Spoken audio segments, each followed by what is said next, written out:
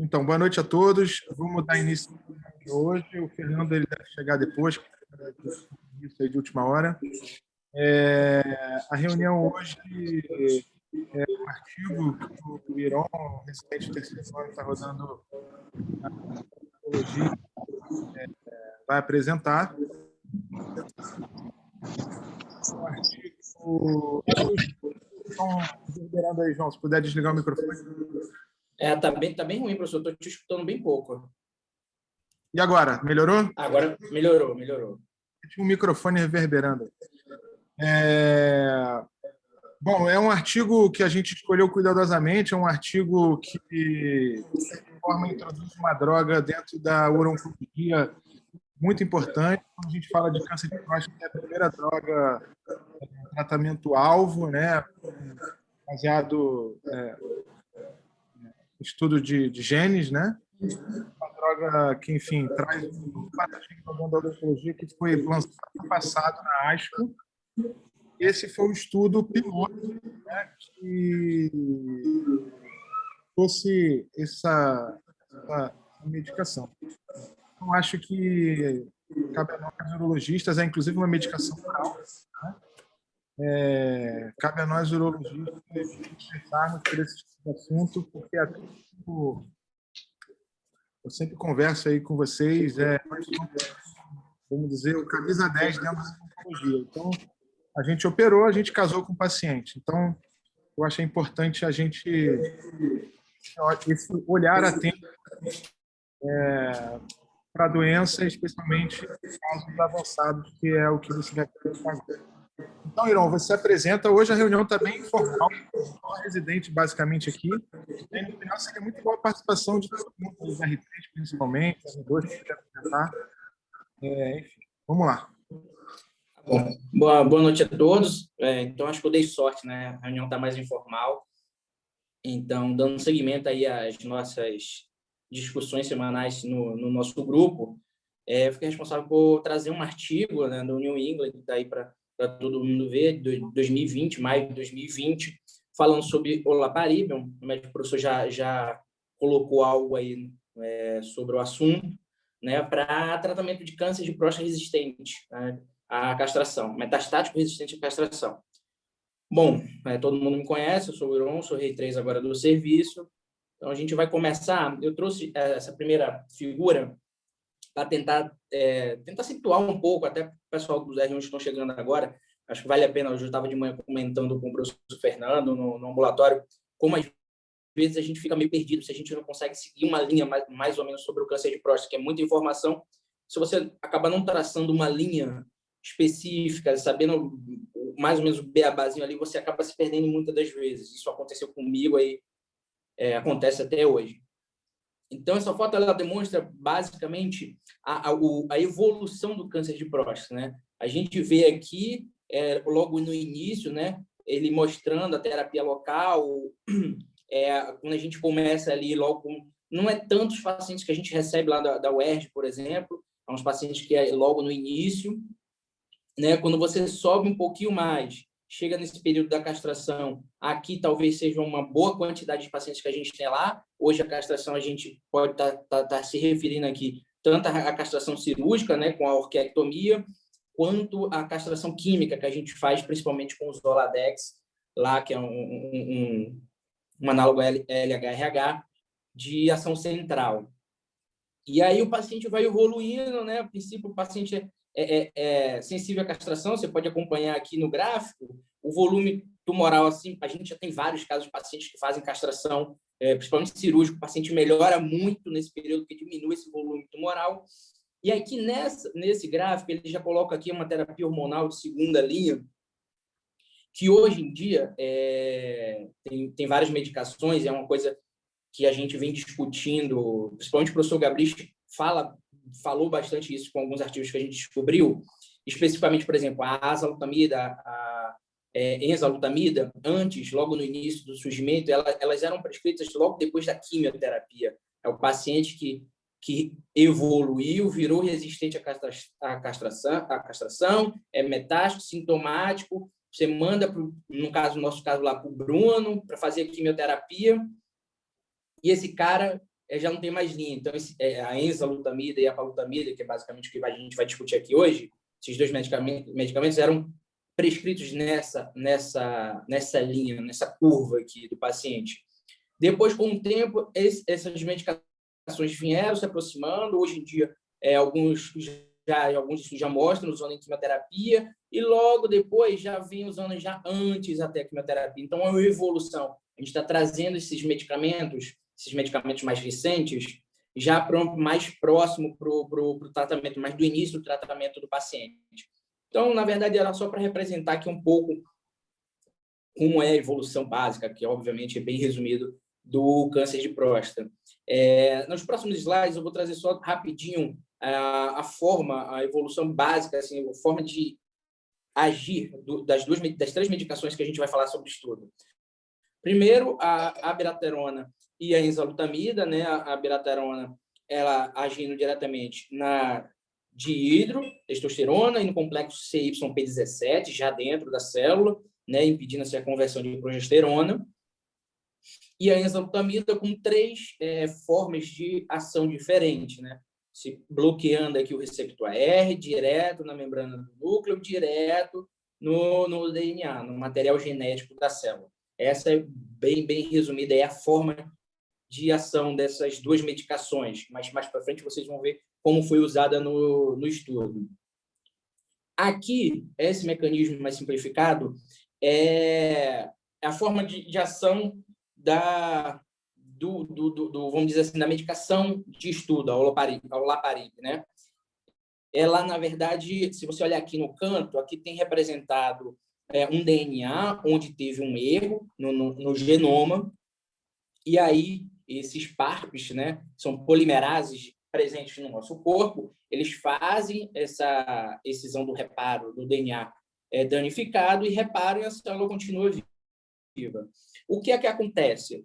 Quando esses PARPs, e aqui estão inclusos, alguns mais conhecidos nossos, BRCA1, BRCA2, eles não estão funcionando, ou seja, eles têm uma modificação e param o funcionamento, ou seja, não fazem esse reparo do DNA, e por isso gera uma célula tumoral, o olaparib age basicamente como?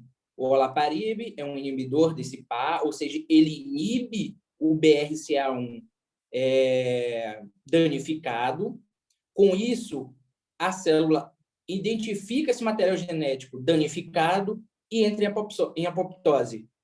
Então, vamos dizer assim, bem simplificadamente, você não consegue que o tumor se multiplique, né? Então, é basicamente isso aí, o mecanismo de ação do olaparib. Não só do olaparib, tem outros, mas dos inibidores PARP, né? Então, ele mostra que até em 30% dos erros deletérios em genes envolvidos na reparo de DNA, né, entre os mais comuns BRCA1, BRCA2, estão nesse reparo aí de combinação homóloga, que é esse processo de reparo do DNA. Então, entrando agora no artigo propriamente dito, começar a destrinchar um pouco como foi feito, né? Então, é um ensaio clínico randomizado e aberto de fase 3, que avaliou, né, o inibidor, né, o olaparib, inibidor de PARP, em homens com câncer de próstata resistente à castração, cuja doença havia progredido durante o tratamento com enzalutamida ou abiraterona, ou seja, o paciente tem diagnóstico de câncer de próstata, é um câncer de próstata metastático. Depois que ele se tornou metastático, ele foi castrado e, mesmo assim, houve progressão da doença. Nessa progressão da doença, foi tratado com enzalutamida ou abiraterona. Pacientes que foram tratados com enzalutamida e abiraterona e progrediram a doença é o paciente que foi usado para o estudo, né? Então, os pacientes foram designados aleatoriamente, uma proporção de 2:1, para receber olaparib ou a escolha do médico. E aí ficava entre enzalutamida ou abiraterona. Não teve diferença entre os dois, né? Como é uma das formas de seleção para o paciente fazer parte desse estudo, né? Então, o paciente tinha que ser identificado, nesses pacientes, alterações deletérias em pelo menos um desses 15 genes pré-especificados. que fazem parte desse reparo de recombinação do DNA.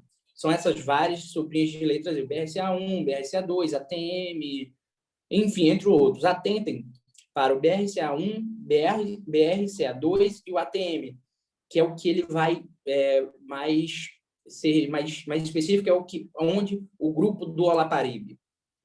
Então, dando prosseguimento à seleção dos pacientes, na verdade, tinha um volume de pacientes de 4.425 pacientes, né, de 206 locais diferentes, de 20 países, que foram inscritos para a seleção. Desses 4.425, depois de diversas formas de análise e para poder fazer o rastreio certo dos pacientes elegíveis, foram selecionados apenas 387. Tinham alguns critérios, não coloquei todos aqui, porque acho que ia ficar um pouco extenso. Então, mas foi feita essa eleição aí, esses critérios dentro dos critérios de elegibilidade, e foram submetidas, então, à randomização, de abril de 2017 a novembro de 2018. Então, como é que ficou essa divisão? No grupo A, então, o paciente, para fazer parte do grupo A, ele tinha que ter, na avaliação, uma das avaliações, na sanguínea, ele tinha que ter uma mutação no gene BRCA1, BRCA2 e ATM. Isso é o grupo A. Esse grupo A, a gente divide em pacientes que vão tomar olaparib, que são esses pacientes que possuem essas mutações, BRCA1, BRCA2 e ATM, e o restante do grupo A vai tomar ou enzalutamida ou abiraterona.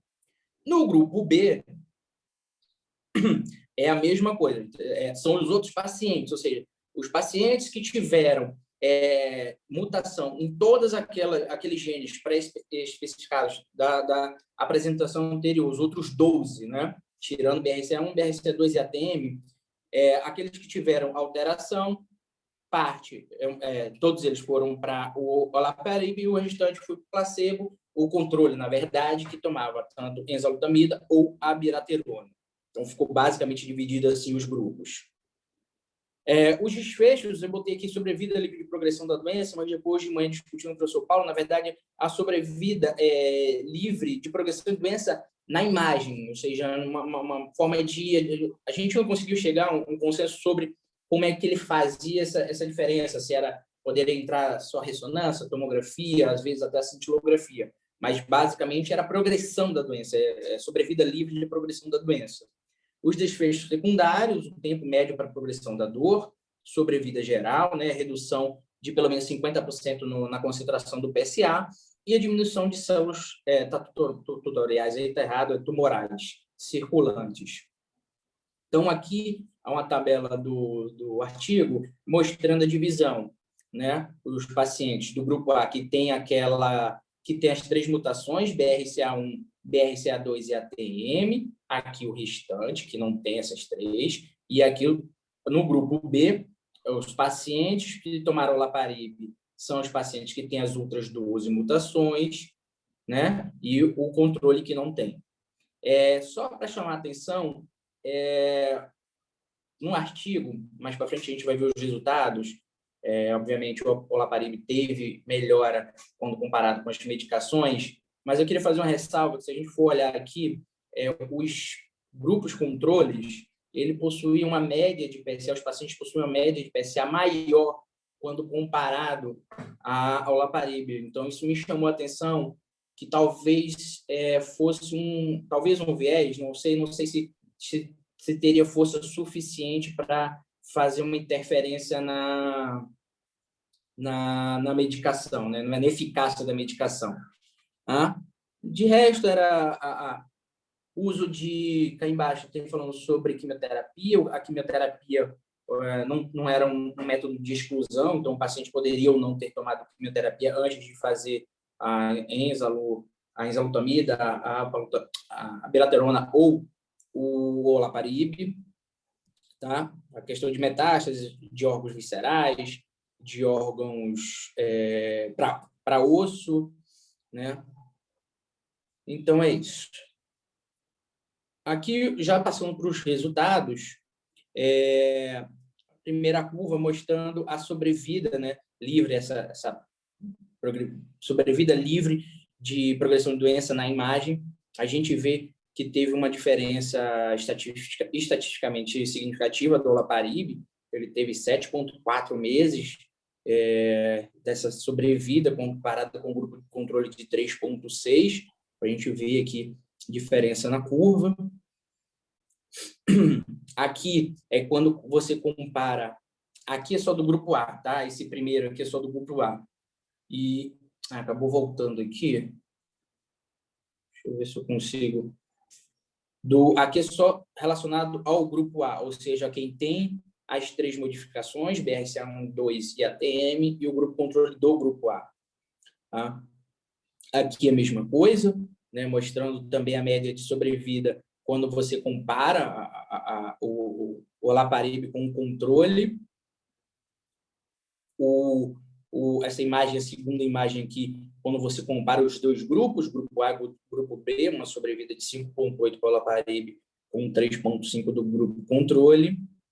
Né? Aqui ele já mostra a progressão da dor. A gente vê que o paciente que usou olaparib, ele teve pelo menos 6 meses ou mais com relação ao grupo controle. Ele evoluiu mais lentamente para a dor, né? No grupo A, e aqui comparando o segundo gráfico, comparando o grupo A com o grupo B, a mesma coisa. Também teve uma diferença aqui de 0,64, no primeiro 0,44 na progressão da dor, ou seja, resumindo basicamente esses dois gráficos, o olaparib, o grupo que tomou olaparib mostrou uma sobrevida livre de doença, né, a partir de imagem melhor, e também no controle da dor. Então, para resumir, então a sobrevida livre de doença foi significativamente maior no grupo olaparib, né, do que no grupo controle, de 7,4 contra 3,6, como já tinha dito. Também outro benefício significativo foi o tempo para a progressão da dor. Esse tempo, a dor progrediu mais lentamente no grupo do olaparib, paciente que fez uso do olaparib. E a sobrevida global, que também era um desfecho secundário, foi maior também no grupo A, ou seja, pacientes que tiveram aquela mutação e que usaram o olaparib, 18,5 meses, comparado com 15 meses no grupo controle. Então, de forma resumida, ele traz que os homens com câncer de próstata metastáticos, resistentes à castração, que tiveram essa doença, ao receber ênzalo ou abiraterona e tiveram alterações nos genes, com papel no reparo da combinação homóloga, o olaparib foi associado a uma sobrevida livre de progressão mais longa e melhores medidas de resposta do paciente, incluindo também os desfechos secundários. Né? Então, pessoal, é basicamente isso que eu trouxe do artigo, bem resumido aí. Não sei se acho que se ficou alguma coisa aí para falar, se ficou muito rápido, se quer que fale mais alguma coisa a respeito. A gente tinha comentado hoje mais cedo para falar sobre aquela partida somática, mutação somática e germinativa. Acho que talvez seja melhor se eu for te comentar no final, acho que o senhor tem mais didática para falar sobre o assunto, um assunto que a gente até repetiu. A gente conversou na semana passada, mas acho que do artigo é basicamente isso aí. Então, beleza, Iron. Iron, se você puder voltar lá naquele slide com a história natural do câncer de próstata. Tá, volto sim. Eu vou começar a falar dessa parte.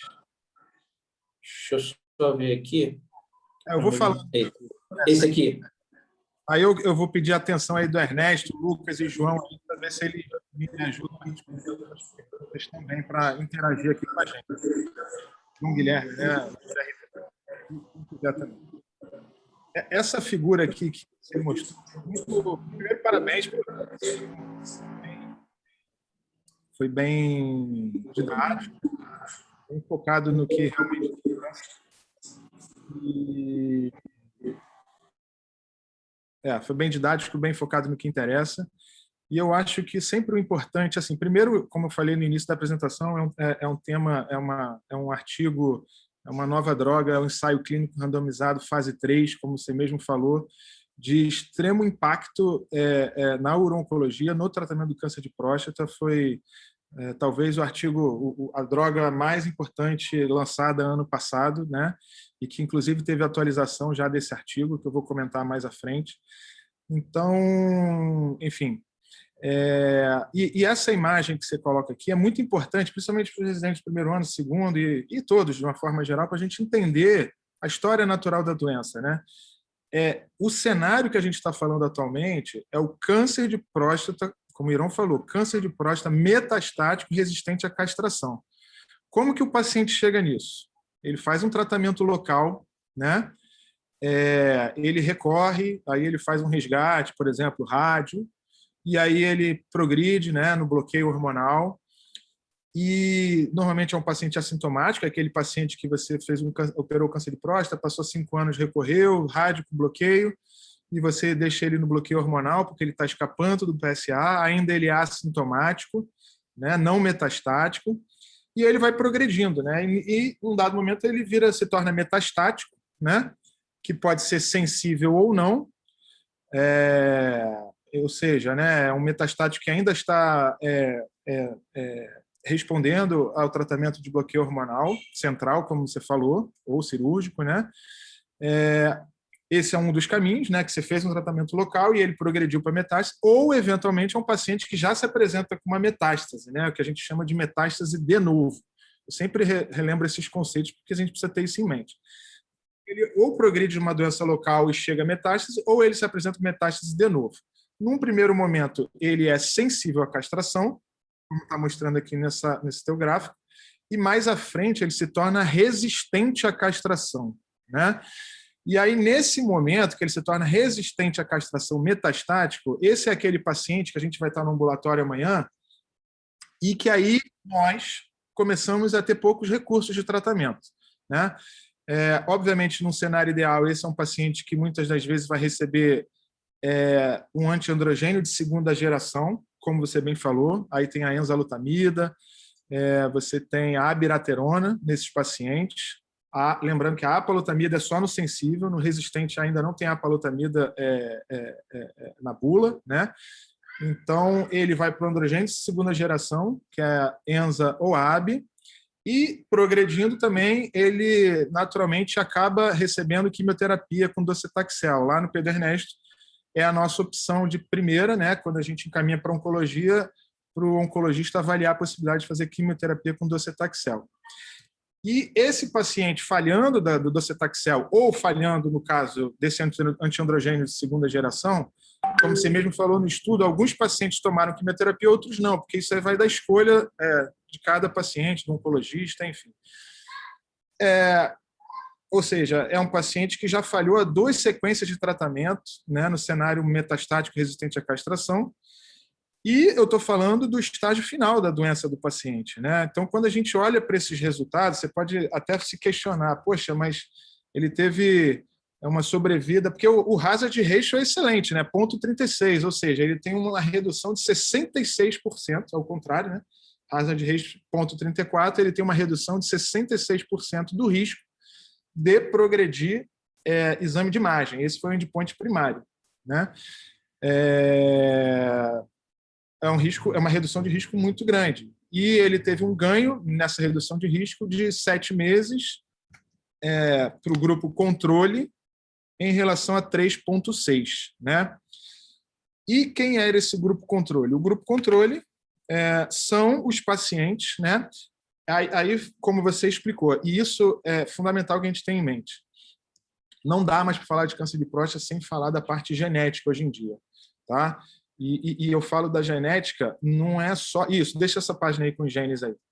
Eu não estou falando só de doença resistente à castração, não, tá? Eu vou passar uma pergunta para os R3 para ver se eles respondem o que eu vou perguntar. Mas, assim, esses genes, como você bem frisou, BRCA1, BRCA2 é o mais comum. Isso tem que estar na nossa mente. BRCA2, BRCA1 e ATM. Esse foi o grupo tratamento, né? E o outro são os outros 12 genes, né? Todos esses outros estão relacionados a câncer de próstata, né? Então, esses genes foram estudados, né, para ver se essa medicação, o olaparib, que é um inibidor da PARP, teria uma ação com relevância estatística, e que, inclusive, são genes mais frequentes. E se observou esses resultados, né? Sobrevida livre de progressão da imagem e, como endpoint secundário, sobrevida livre de progressão de dor, sobrevida global, inclusive, né? Sobrevida, redução de DNA circulante tumoral no sangue, que foi um outro parâmetro. Então, esses genes a gente precisa ter na cabeça, porque a gente tem momentos na história do paciente, que inclusive pode ser no momento do diagnóstico, que a gente deve solicitar um exame genético, né? Em busca dessas alterações, né? Enfim, eu queria passar umas perguntas, eu quero ver quem levanta a mão, principalmente para os R3. A primeira pergunta que eu quero fazer é o seguinte: quem sabe diferenciar... Esse estudo ele foi feito em alterações somáticas do DNA, tá? Na última reunião nossa, eu fiz uma pergunta para um oncologista, vocês devem se lembrar, para ele diferenciar o que é uma alteração, mutação somática e uma mutação genética. Então, vou passar para os R3, tirando o Iron. Se ninguém responder, o Iron responde. Como a gente pode dizer qual a diferença entre uma mutação somática e uma mutação germinativa? A somática ela é presente no tumor, no tecido onde já desenvolveu a doença. Ela somatizou ali. A germinativa ela pode estar presente nas células, inclusive de todo o corpo, mas não ter desenvolvido doença ainda. Ela só tem a alteração. Perfeito. Essa é a explicação que é preciso ter na mente. Mutação germinativa é aquela que você tem em todas as suas células. E você é capaz de transmitir isso para os seus descendentes, né? Então, a mutação germinativa é uma mutação que você faz uma análise única no paciente. A qualquer momento da doença, você pode fazer uma análise de mutações, uma pesquisa de mutações germinativas. E você não vai procurar isso no tumor. Você vai procurar... Ou fora da doença, né? Exato. Você pode até encontrar no tumor, porque ali você tem uma mistura de células, mas você vai pesquisar em células do paciente normal, né? E a mutação somática, como o Ernesto falou, é aquela mutação que ela vai ocorrer aleatoriamente. Então, ela aparece no tumor e ela, enfim, pode se alterar a qualquer momento da vida. Uma outra questão importante. Quando que a gente solicita uma análise de pesquisa genética no paciente com câncer de próstata? Eu vou fazer uma pergunta mais específica ainda. Quando eu solicito uma análise germinativa no paciente com câncer de próstata e quando eu pesquiso uma somática?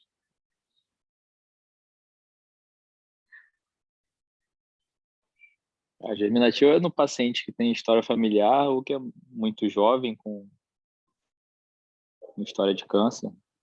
Quando você está procurando fazer uma vigilância ativa no paciente, vale a pena você pesquisar uma alteração genética, para você decidir se vai seguir ou se vai mudar para uma terapia mais radical. Perfeito. A mutação germinativa é aquela que você normalmente pede num paciente mais com a doença localizada, né? Num paciente que você está na dúvida se você vai partir para um tratamento mais agressivo ou não, né? Mas também você pode pedir num paciente que já e as indicações foram faladas: paciente jovem, paciente com doença de alto risco, paciente com história familiar ou paciente que já se apresentem com metástase. Então, esses pacientes, você vai fazer uma análise germinativa, né?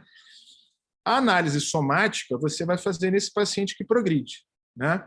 E é até importante a gente ter em mente que é o seguinte: semana passada, eu tive um paciente que já está nesse cenário M resistente à castração, metastático resistente à castração, e oncologista, a gente foi fazer uma pesquisa genética nele, a gente vai fazer, né?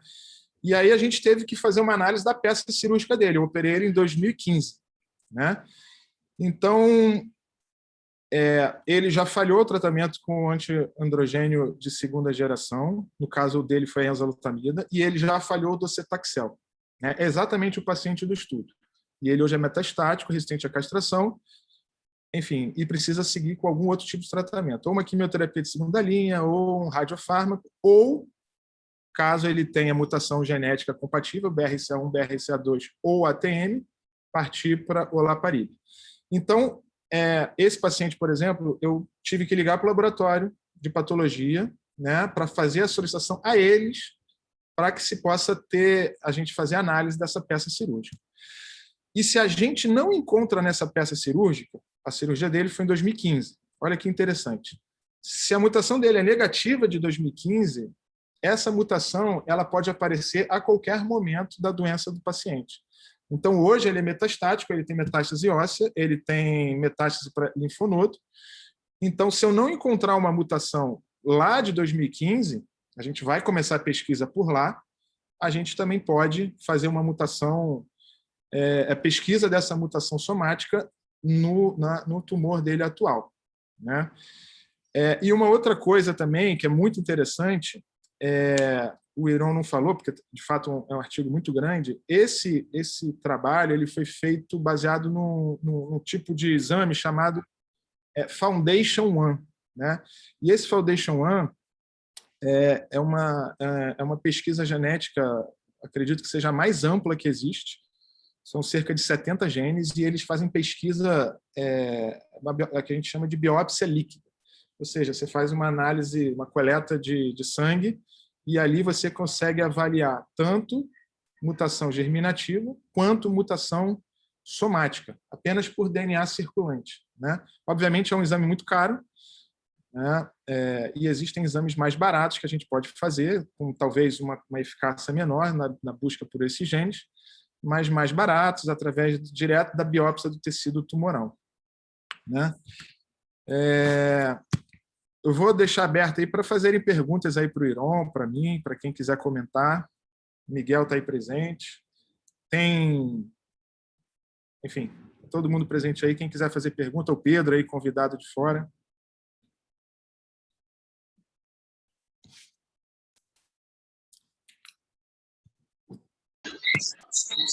Tem essa medicação aqui no Brasil? Boa pergunta. Eugênia, né? Eugênia, essa medicação ela já existe para tratamento para outros tumores, também como terapia-alvo. Ela existe para câncer de pulmão, câncer de ovário. Tá? Também a gente falou na última reunião, a droga para chegar ao Brasil ela tem algumas etapas a cumprir. Primeiro, ela é publicada normalmente num estudo estrangeiro, né? Ela é publicada, as drogas oncológicas, a maior parte delas nesse grande congresso americano de uro-oncologia. Normalmente é aprovada pelo FDA, depois ela é aprovada pela Anvisa. Então, essa droga ela é aprovada pela Anvisa, né?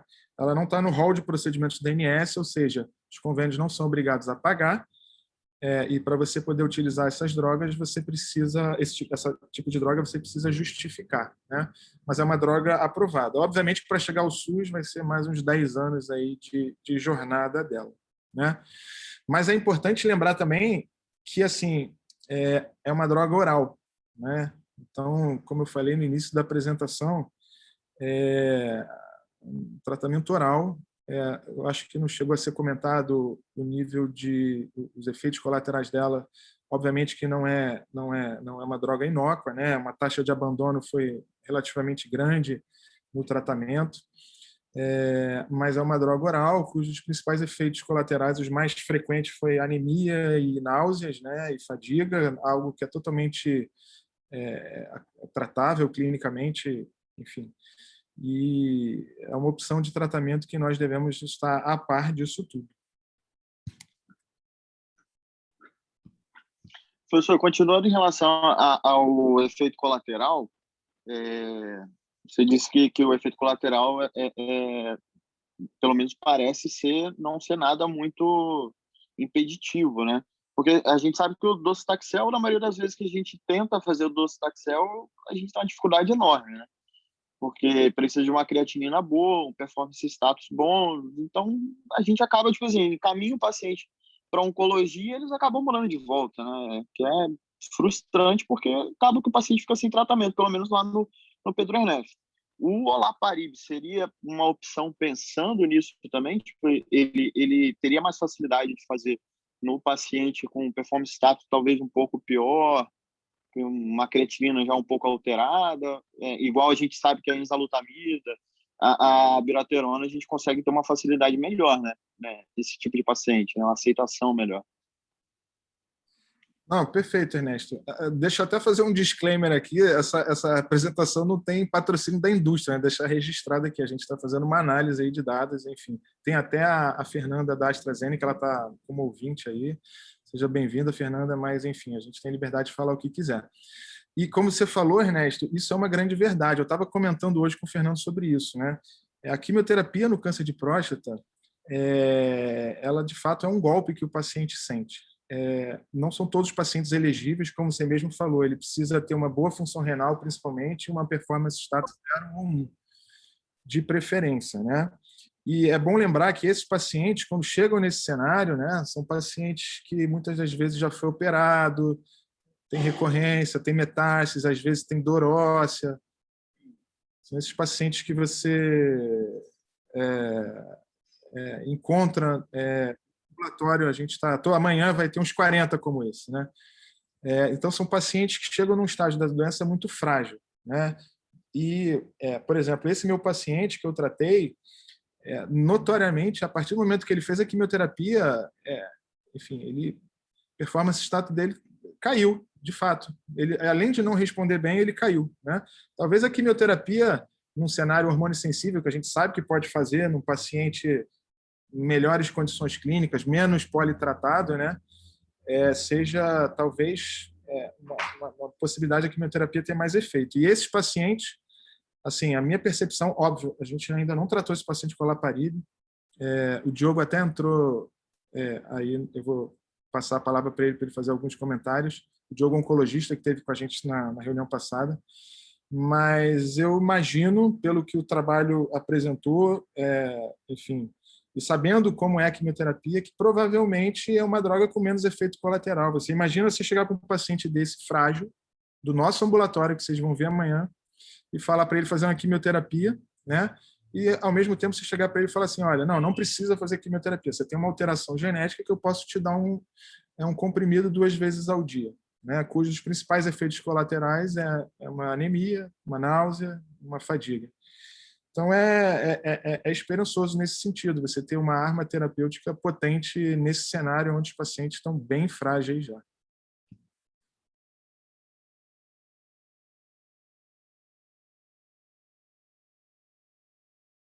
O Diogo, está ouvindo? Oi, Paulo, boa noite a todos. Estava escovando o dente do meu filho aqui, então acabei não... Mas eu estava escutando você falar. Deixa eu te passar uma palavra rapidinho, que eu tenho certeza que você pode fazer um comentário. Repetindo, né, o Diogo, oncologista clínico, que teve com a gente na semana passada, o Diogo é um dos porta-vozes aí do olaparib, enfim. E, o Diogo, esse estudo, o Profound, ele foi atualizado em dezembro, não é isso?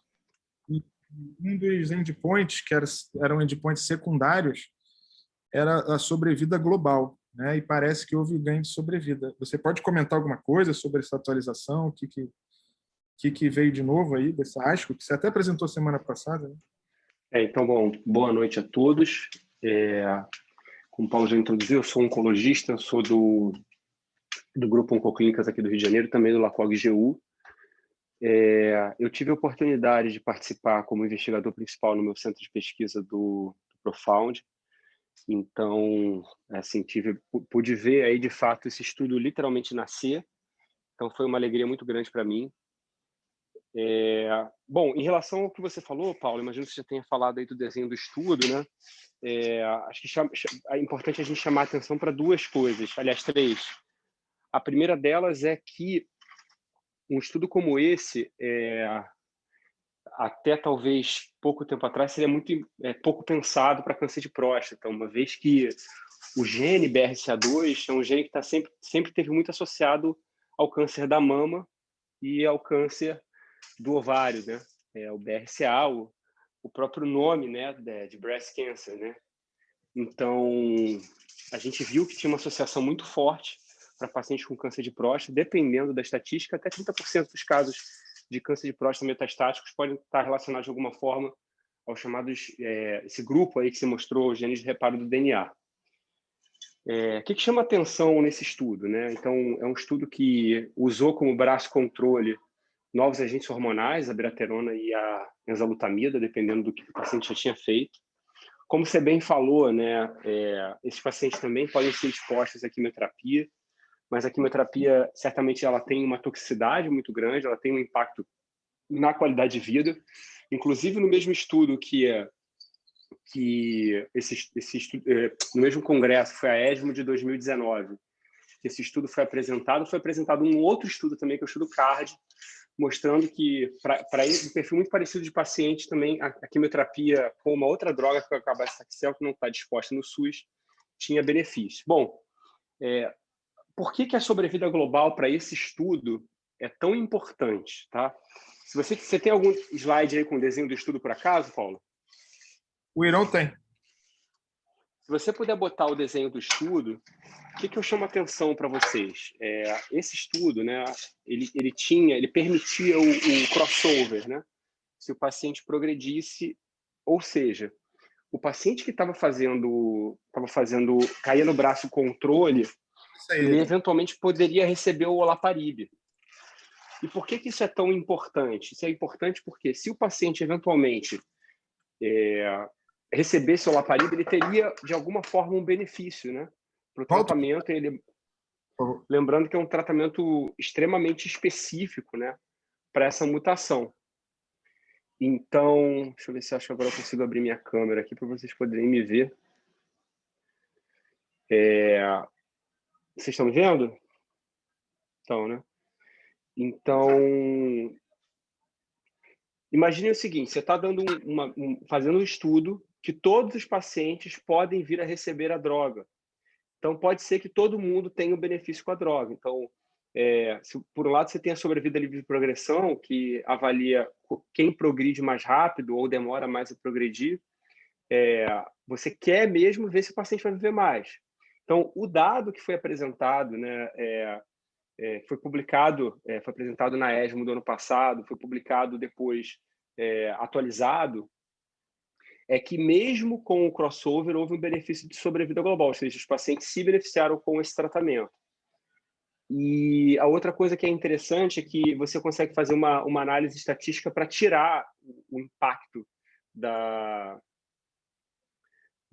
do crossover. E aí você consegue ver um benefício ainda maior. Verdade seja dita, o benefício ele foi estatisticamente significativo, principalmente para os pacientes da coorte A desse estudo, né, que era BRCA1 e 2 e ATM.